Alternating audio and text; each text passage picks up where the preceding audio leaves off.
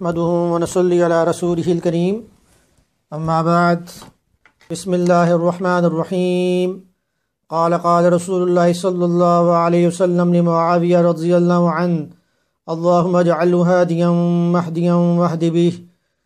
رسول صلی اللہ علیہ وسلم نے معاویہ رضی اللہ عنہ کے بارے میں ارشاد فرمایا، اللہ معاویہ رضی اللہ عنہ کو ہدایت دے، ہدایت یافتہ بنا اور لوگوں کو ان کے ذریعے سے ہدایت دے۔ جامع ترمذی میں اس کو جو روایت کیا گیا ہے، تو امیر معاویہ رضی اللہ عنہ کی شان اس حدیث سے واضح ہے۔ آپ کی کنیت ابو عبد الرحمن، آپ کے والد کا نام ابو سفیان رضی اللہ عنہ، والدہ کا نام ہندہ بنت عتبہ، اور آپ کی بہن ام حبیبہ رضی اللہ عنہا جو سرکار دو عالم صلی اللہ علیہ وسلم کی زوجہ محترمہ ہیں، یعنی امہات المومنین میں سے ہیں، اور آپ کی بھانجی حضرت حسین رضی اللہ عنہ کی زوجہ محترمہ ہیں، اور آپ کا سلسلہ نسب 5ویں پشت میں سے نبی اکرم صلی اللہ علیہ وسلم سے جا ملتا ہے۔ امیر معاویہ رضی اللہ عنہ کاتب وحی ہیں۔ آپ اس وقت کاتب وحی تھے جب صرف 17 افراد جو لکھنا پڑھنا جانتے تھے۔ آپ کی شان کے بارے میں قرآن کریم نے اس لیے کہا کہ بیدی سفرۃ کرام بررا، لکھنے والے ہاتھ، عزت والے پاک ہاتھ۔ تو آپ کی شان قرآن کریم سے بھی واضح ہے۔ اور جبرائیل امین جو ایک مرتبہ رسول صلی اللہ علیہ وسلم کے پاس تشریف لائے، آپ کو اسلام کہا، اسلام کے بعد فرمایا کہ یہ اسلام جو ہے آپ معاویہ رضی اللہ عنہ کو بھی پہنچا دیں کیونکہ وہ وحی کے امین ہیں۔ تو رسول صلی اللہ علیہ وسلم کے کئی ارشادات سے آپ کی اہمیت واضح ہے۔ ابن حجر عسقلانی رحمۃ اللہ علیہ کے مطابق 163 حدیثیں جو آپ سے جو مروی ہیں، جیسے مثال کے طور پر معاویہ رضی اللہ عنہ سے روایت ہے کہ رسول صلی اللہ علیہ وسلم نے فرمایا من یرید اللہ بہ خیر یفقہہ فی الدین، کہ اللہ پاک جس کی بھلائی کا ارادہ کرتے ہیں اسے دین میں سمجھ بوجھ عطا کرتے ہیں۔ یا یہ کہ معاویہ رضی اللہ عنہ سے روایت ہے کہ نبی اکرم صلی اللہ علیہ وسلم نے فرمایا خیرکم خیرکم لأہلی، کہ تم میں سے بہترین وہ ہے جو اپنے اہل و عیال کے لیے بہتر ہو۔ تو اس طرح کی بے شمار حدیث جو ہے وہ آپ سے مروی ہیں۔ تو جہاں آپ کاروباری حکومت چلانے میں مہارت رکھتے تھے، اسی طرح آپ کا ایک علمی مقام بھی ہے۔ آپ کے دور میں بے شمار فتوحات ہوئیں۔ 20 ہجری سے 18 ہجری سے 40 ہجری تک آپ شام کے گورنر رہے۔ حضرت حسن رضی اللہ عنہ کے بعد آپ کا دور حکومت یعنی 40 ہجری کے بعد یعنی 41 ہجری سے لے کے 60 ہجری تک آپ کا دور حکومت بنتا ہے۔ آپ کے دور حکومت میں بے شمار فتوحات ہوئیں۔ دور صدیقی میں آپ نے شام کے کئی علاقوں کو فتح کیا۔ اس کے بعد دور عثمانی میں آپ نے شام کے ساحلی علاقوں کو فتح کیا۔ اس کے بعد فلسطین، اردن، لبنان آپ کے حوالے کر دیے گئے، اور جزیرہ قبرص پر بھی آپ نے اسلامی پرچم جو لہرایا۔ اور دور فاروقی میں دمشق، حمص، جابیہ میں آپ گورنر رہے، اور پھر شام کے سارے علاقے جو آپ کے قبضے میں آ گئے۔ اور آپ کی فتوحات کا سلسلہ صرف یہیں تک محدود نہیں، بلکہ ہندوستان میں آپ نے کئی علاقوں کو فتح کیا، جو سلسلہ جو یہ سندھ تک چلا گیا۔ اور اسی طرح آپ نے قلات، قندھار، مکران بھی آپ نے فتح کیا۔ بخارا اور سمرقند کے علاقے بھی آپ نے ہی فتح کیے۔ شمالی افریقہ بھی آپ نے ہی فتح کیا۔ یورپ کے کئی علاقوں کو آپ نے ہی فتح کیا۔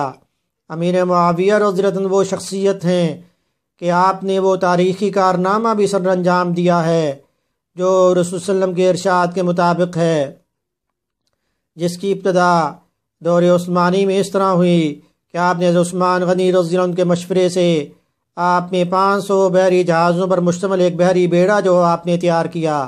اس کے بعد 48 ہجری میں آپ نے 40,000 فوجیوں کو آپ نے حکم دیا کہ وہ شمالی افریقہ کے جنگلات میں لکڑی کو کاٹ کر بحری جہاز تیار کریں، اور 1700 بحری جہاز تیار کر کے ایک بحری بیڑا جو تیار کیا، اور قسطنطنیہ پر حملے کا پروگرام جو بنایا گیا۔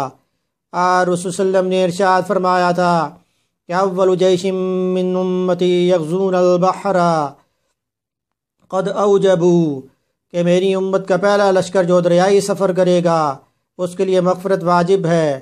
یا یہ کہ دوسرے حصے میں یہ ارشاد ہوا کہ اول جیش من امتی یغزون مدینۃ قیصر مغفور لہم، میری امت کا پہلا لشکر جو قیصر روم کے شہر قسطنطنیہ پر حملہ کرے گا اس کے لیے مغفرت واجب ہے۔ بخاری شریف میں اس کو جو روایت کیا گیا۔ تو امیر معاویہ رضی اللہ عنہ کے ساتھ ہزاروں صحابہ نے رضی اللہ عنہم اور تابعین نے بھی آپ کے ساتھ جو جہاد میں شرکت کی، جس میں حضرت حسین رضی اللہ عنہ بھی تھے، ابو ایوب انصاری رضی اللہ عنہ وہ بھی شامل تھے۔ 669 عیسوی میں یہ محاصرہ جو کیا گیا، 6 مہینے تک یہ محاصرہ جاری رہا، اور جس کی ابتدا 669 عیسوی میں ہوئی تھی، یہ محاصرہ صرف وہیں تک محدود نہیں بلکہ بعد میں 1000 برس تک کئی حکمرانوں نے یہ کوشش کی کہ وہ اس شہر کو جو فتح کریں۔ بعد میں 1402 عیسوی میں سلطان بایزید نے بھی کوشش کی لیکن کامیابی نہ ہوئی۔ بعد میں 1453 عیسوی میں سلطان محمد فاتح جو وہ تشریف لائے، جو 1280 میں ارطغرل کی وفات کے بعد اس کے بیٹے عثمان کے جنہوں نے سلطنت عثمانیہ کی بنیاد رکھی، اور اس کے بعد 1453 عیسوی میں سلطان محمد فاتح آئے اور انہوں نے اس شہر کا جو محاصرہ کیا، 54 دن تک یہ محاصرہ جاری رہا، اور بالآخر پھر آپ کو جو فتح نصیب ہوئی۔ تو آپ نے وہاں پر ابو ایوب انصاری رضی اللہ عنہ کی قبر بھی دیکھی، جنہوں نے پہلا محاصرے میں جنہوں نے شرکت کی تھی، جو شہید ہو گئے تھے۔ تو پھر آپ نے وہاں پر ابو ایوب انصاری رضی اللہ عنہ کے نام سے ایک مسجد جو ہے وہ بھی تعمیر کرائی۔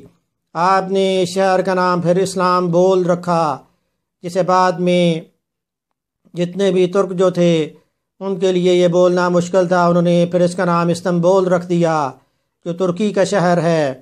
تو یہ بھی ایک تاریخی حیثیت رکھتا ہے۔ تو امیر معاویہ رضی اللہ عنہ نے جس محاصرے کا آغاز کیا تھا اور پھر بعد میں مسلمانوں کو اس میں جو ہے وہ کامیابی بھی نصیب ہوئی، اور پھر مسلمانوں نے یہاں پر حکومت بھی کی۔ تو امیر معاویہ رضی اللہ عنہ وہ شخصیت ہیں کہ جن کے بارے میں رسول صلی اللہ علیہ وسلم نے ارشاد فرمایا کہ معاویہ رضی اللہ عنہ میرے رازداں ہیں، اور جو ان سے محبت کرے گا وہ نجات پائے گا، جو بغض رکھے گا، دعوت رکھے گا، اس سے عذاب ہوگا۔ تو معاویہ رضی اللہ عنہ نے اپنے دور میں تمام فسادات کو ختم کر دیا، بغاوت کو ختم کر دیا۔ آپ نے خارجیوں کے خلاف حملے میں حضرت عثمان غنی رضی اللہ عنہ کے قاتلوں کو چن چن کے جو ہے آپ نے مارا۔ تو آپ نے اپنے دور میں تمام مشکلات کا مقابلہ کیا، حالات کے قدموں میں قلندر نہیں گرتا، ٹوٹے جو ستارہ تو زمین پہ نہیں گرتا، گرتے ہیں سمندر میں بڑی شوق سے دریا، لیکن کسی دریا میں سمندر نہیں گرتا۔ آپ وہی شخصیت ہیں کہ جن کے بارے میں عبداللہ بن مبارک رحمۃ اللہ علیہ، جو امام ابو حنیفہ رحمۃ اللہ علیہ کے شاگرد ہیں اور امام بخاری رحمۃ اللہ علیہ کے استاد ہیں، ان سے کسی نے پوچھا کہ امیر معاویہ رضی اللہ عنہ اور عمر بن عبدالعزیز کہ جنہیں عمر ثانی کہتے ہیں، ان کے درمیان کیا نسبت ہے؟ تو آپ نے جواب دیا کہ تم مجھ سے کیا سوال کرتے ہو؟ امیر معاویہ رضی اللہ عنہ تو وہ شخصیت ہیں کہ وہ جس گھوڑے پر سوار ہو کر سرکار دو عالم صلی اللہ علیہ وسلم کے ساتھ جہاد کرتے، پاؤں سے اٹھنے والی خاک جو ہے عمر بن عبدالعزیز رحمۃ اللہ علیہ اس کا بھی مقابلہ نہیں کر سکتے۔ وہ تو صحابی رسول ہیں، اور عمر بن عبدالعزیز رحمۃ اللہ علیہ جو وہ تابعی ہیں۔ تو آپ کا یہ مقام ہے۔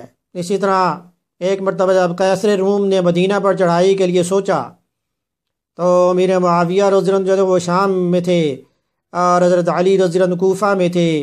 تو امیر معاویہ رضی اللہ عنہ کو جب یہ بات پتہ چلی تو آپ نے قیصر روم کو خط لکھا کہ اے رومی کتے، اگر تم مدینہ پر چڑھائی کرو گے تو میں حضرت علی رضی اللہ عنہ کا سپاہی بن کر تمہارا مقابلہ کروں گا۔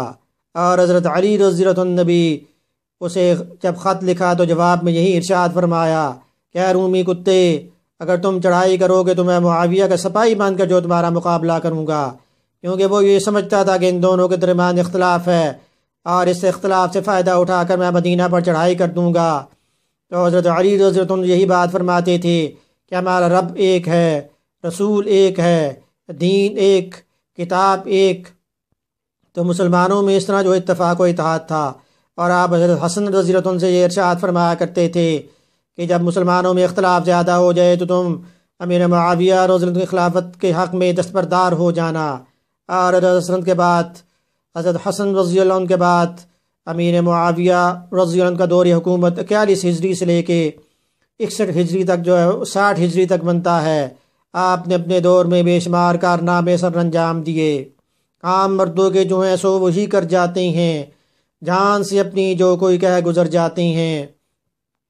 اللہ پاک ہمیں صحابہ کرام رضی اللہ عنہ کی شان سمجھنے کی توفیق عطا فرمائیں، کیونکہ صحابہ وہ صحابہ کہ جن کی ہر صبح عید ہوتی تھی، خدا کا قرب حاصل تھا، نبی کی دید ہوتی تھی۔ ویڈیو سننے کے بعد آپ اس کو شیئر بھی کریں تاکہ یہ آپ کے صدقہ جاریہ بن جائے۔ اللہ پاک عمل کی توفیق عطا فرمائیں۔ وما علینا الا البلاغ المبین۔